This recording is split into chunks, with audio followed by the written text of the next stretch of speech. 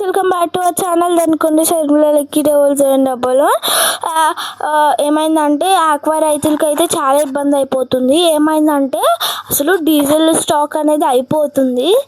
Diesel stock అనేది అయిపోయింది అన్నారు సడన్గా. అసలు నిజంగా అసలు ఎన్ని బండ్లు ఉన్నాయి చూడండి డీజిల్ తీసుకోవడానికి కోసం. మన ఆక్వా రైతులకు కానీ నార్మల్ పొలాలు చేసే వాళ్ళకి కూడా ఏంటంటే మనకి సమ్మర్ కాబట్టి పవర్ తీసేస్తాడు. సో జనరేటర్ వేయాల్సి ఉంటుంది. అది జనరేటర్ ఆన్ చేయాలంటే డీజిల్ వేయాల్సి ఉంటుంది. డీజిల్ ఏమో స్టాక్ అయిపోయింది అంటున్నారు. అసలు పెట్రోల్ బంక్ దగ్గర ఎంతమంది ఉన్నారు చూడండి. అసలు టిన్స్ చూడండి ఎంతమంది ఉన్నారో. ఎంత పొడుగు ఉందో చూడండి, ట్రైన్ లాగా అలా అందరూ కూర్చొని అసలు ఎంతమంది ఉన్నారో చూడండి.